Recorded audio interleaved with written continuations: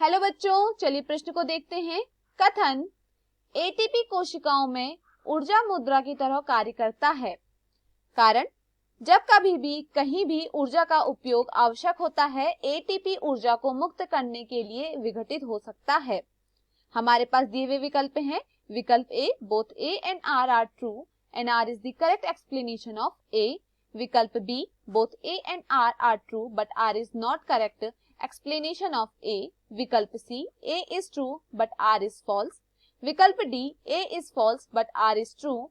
विकल्प E, both A and R are false. इस प्रश्न की मुख्य अवधारणा है मुख्य अवधारणा इस प्रश्न की मुख्य अवधारणा है कोशिकीय श्वसन। इस प्रश्न की मुख्य अवधारणा है कोशिकीय श्वसन। कोशिकीय श्वसन कोशिकीय श्वसन वह प्रक्रिया है जहां जटिल कार्बनिक यौगिक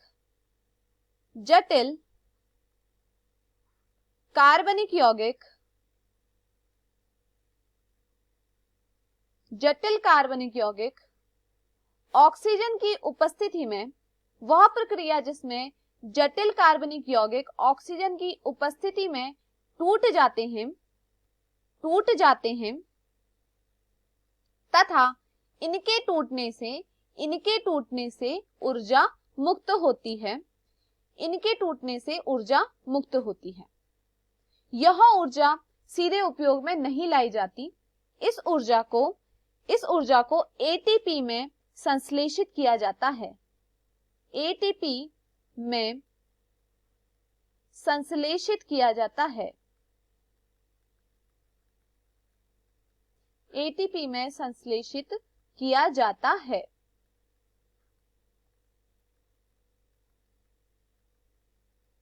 इस प्रक्रिया को हम कोशिकीय श्वसन कहते हैं, जहां पर जटिल कार्बनिक यौगिकों को तोड़कर एटीपी को संश्लेषित किया जाता है। जहां भी ऊर्जा की आवश्यकता होती है, जहां भी ऊर्जा की आवश्यकता होती है,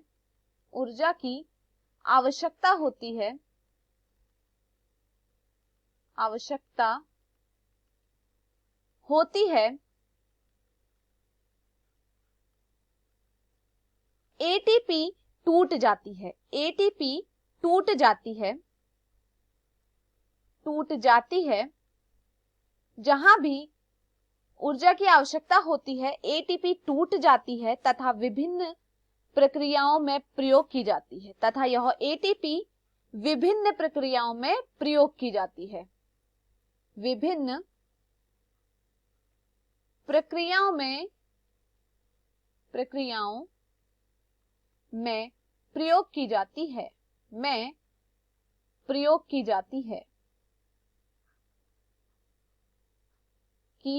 है।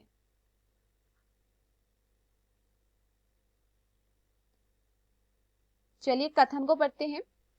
एटीपी कोशिकाओं में ऊर्जा मुद्रा की तरह कार्य करता है। यह कथन सत्य है।